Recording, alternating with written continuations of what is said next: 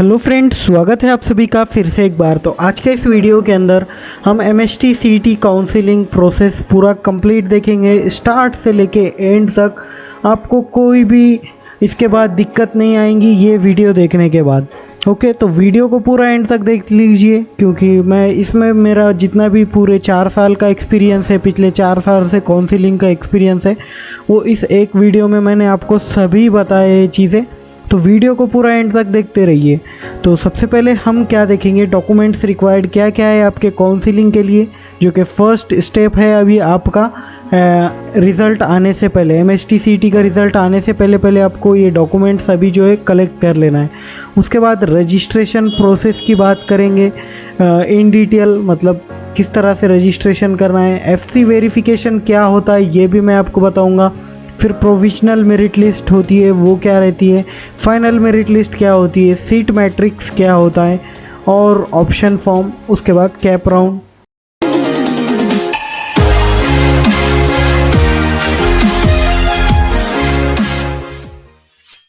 और यहाँ पर हम देखेंगे फर्स्ट स्टेप डॉक्यूमेंट्स रिक्वायर्ड की अगर हम बात करें, जो बी फार्मेसी, बीटेक, इंजीनियरिंग और साथ ही साथ एग्रीकल्चर कोर्सेज़ के लिए।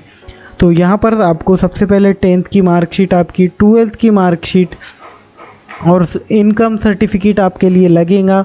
उसके बाद डोमिसाइल सर्टिफिकेट भी आपके लिए लगेगा। कंपलसरी डॉक्यूमेंट्स है ये सारे।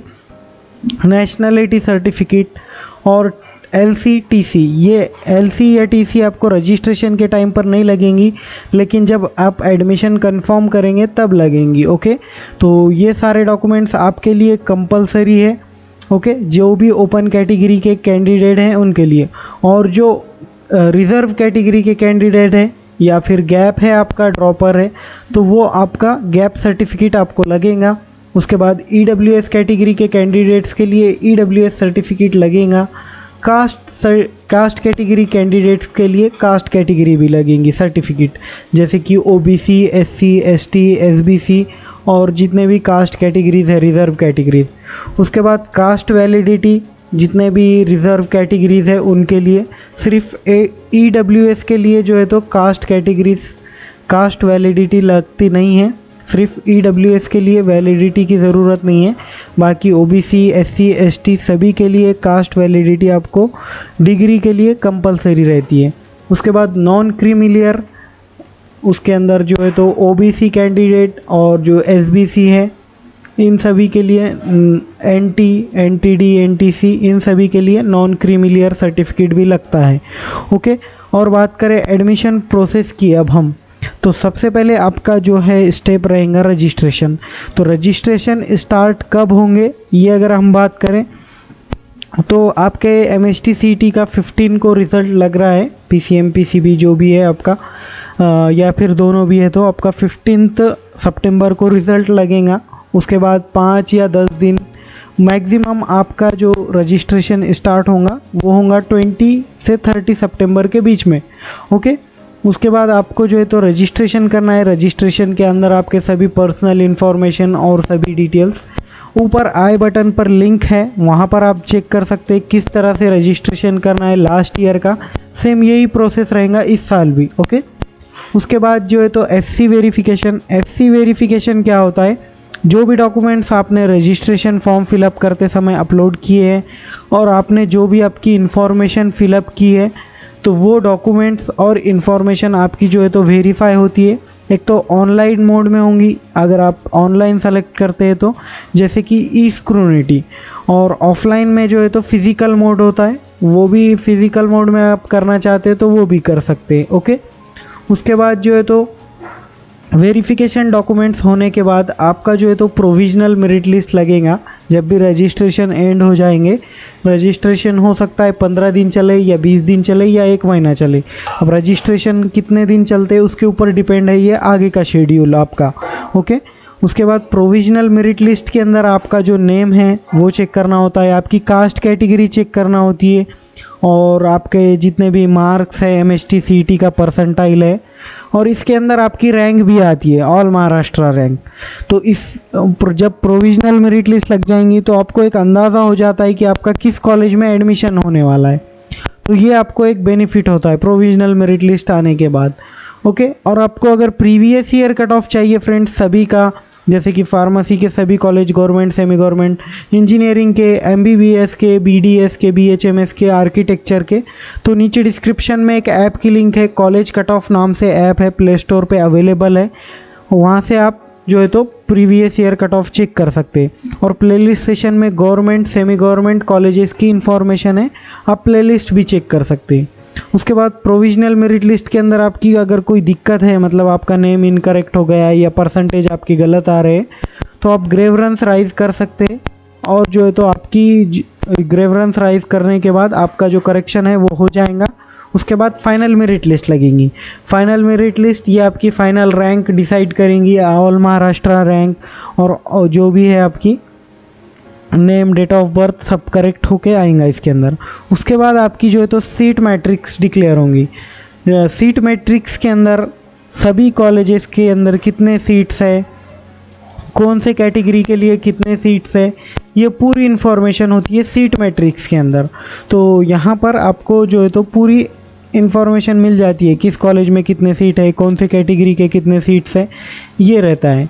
और इससे आपको बेनिफिट हो जाता है कॉलेज सेलेक्ट करने में आपका। उसके बाद जो है तो आपको ऑप्शन फॉर्म 1 फिलअप करना होता है। मतलब ऑप्शन फॉर्म के अंदर आपको कॉलेजेस के नेम सेलेक्ट करना होता है। कॉलेजेस के नेम आप चाहे तो 300 तक कॉलेज सेलेक्ट कर सकते हैं। ओके, 300 कॉलेज के चॉइस सेलेक्ट कर सकते हैं आप। इसमें TFWS भी आपके चॉइस में डाल सकते हैं। TFWS की स्कीम क्या होती है, इसके ऊपर भी एक नया वीडियो मैं आप बनाऊंगा बहुत जल्द, तो चैनल को सब्सक्राइब कर लीजिए और साथ ही साथ बेल आइकन को दबा लीजिए। तो इसमें आपको क्या करना होता है, पहले टॉप के कॉलेजेस, ऑप्शन फॉर्म की कुछ स्ट्रेटजीज मैं डिस्कस करता हूँ।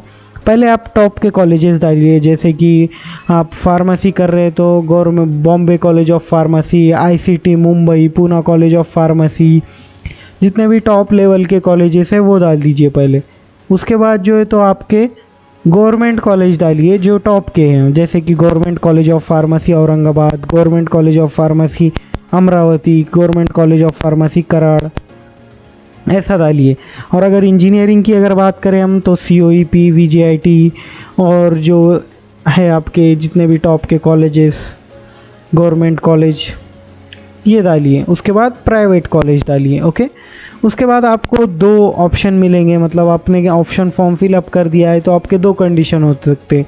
एक तो आपको सीट मिल जाएंगी फर्स्ट राउंड में, या तो सीट नहीं मिलेंगी फर्स्ट राउंड में अगर आपके कम परसेंटेज है तो। ओके, उसके बाद सीट मिलने के बाद क्या करना है, सीट नहीं मिली तो क्या करना है। अगर सीट मिल जाती है तो आपको फ्रीज का ऑप्शन आएगा, नॉट फ्रीज बेटरमेंट। ओके, इसके अलावा एक ऑटो फ्रीज ऑप्शन आता है। तो ऑटो फ्रीज के अंदर क्या होता है, आपका अगर फर्स्ट प्रेफरेंस किसी कॉलेज को डाले है आपने, उसी कॉलेज में आपकी सीट अलॉट हो गई है तो आपको वहाँ पर 101% एडमिशन लेना ही पड़ता है, अदरवाइज़ आपका एडमिशन होगा ही नहीं। ओके, तो फर्स्ट प्रेफरेंस जब भी आप ऑप्शन फॉर्म में फिलअप करेंगे वो काफ़ी सोच समझ कर आपको फिलअप करना होता है। उसके बाद जो है तो अगर सीट अलॉट नहीं होती है तो सेकेंड राउंड के लिए वेट करना है। फिर वही यहाँ पर कंडीशन आएंगी कि आपको ऑप्शन फॉर्म फिलअप करना पड़ेगा सेकेंड राउंड के लिए, और फिर आपको अगर सीट मिलती है तो आप ये ऑप्शंस आएंगे। अगर नहीं मिलती है फिर भी सीट तो आपको जो है तो थर्ड राउंड हुआ तो होगा। इस लास्ट ईयर तो थर्ड राउंड नहीं हुआ था, इस साल भी नहीं होगा थर्ड राउंड। उसके बाद आपको इंस्टीट्यूट लेवल पर एडमिशन करना पड़ता है। आपको सीट अलॉटेड हो गई है, आप फ्रीज़ करना चाहते हैं, मतलब अगर आप लेना चाहते हैं सीट तो आपको डायरेक्टली फ्रीज़ करना होगा ऑनलाइन ही, 1000 रुपीज़ पे करना है और उसके बाद जो है तो आपको एडमिशन कंफर्म करना है। ओके, तो यहाँ पर ऑटो फ्रीज का मैं कंडीशन देख लेता हूँ। अगर आपको फर्स्ट प्रेफरेंस पर सीट अलॉट हुई है तो वो आपको लेना ही पड़ेगी सीट। तो अगर इसके बाद की जो एडमिशन प्रोसेस है सेल्फ फ्रीज के अंदर अगर हम देखें तो अगर आपको जो सीट अलॉट हुई है आप वो लेना चाहते हैं तो आप सेल्फ फ्रीज कर सकते हैं। आपको सभी डिटेल्स आपकी वेरीफाई करना है जो फिलअप की है आपने, और 1000 रुपीज़ ऑनलाइन पे करना है, मतलब 1000 रुपये। और उसके बाद जो है तो आपको आपका जो भी कॉलेज में अलॉटमेंट हुआ है वहाँ जाकर आपका एडमिशन कंफर्म करना है और आपका जो है तो फीस पे करना है। और सभी डिटेल्स आपको कंप्लीट करना है। और नॉट फ्रीज़ अगर करते फर्स्ट राउंड में आपको सीट अलॉट होती है, मगर आप नहीं लेना चाहते तो आप नॉट फ्रीज़ या बेटरमेंट के लिए जा सकते। तो इसके अंदर आपको 100 रुपीज़, अगर सीट अलॉट होती है तो 1000 रुपीज़ आप पे करेंगे तो आपकी ये सीट सेफ रहेंगी। तो ये आगे की चीज़ें है फ्रेंड्स, मैंने आपको एक ओवरव्यू दिखाया है। जब भी ये स्टेप्स आएंगी हम डिटेल में देखेंगे। ओके, आई होप आपको पूरा वीडियो समझ में आया होगा। अगर कुछ नहीं आता है तो आप नीचे कमेंट बॉक्स में कमेंट कर दीजिए। Thank you for watching and please subscribe for more videos and updates.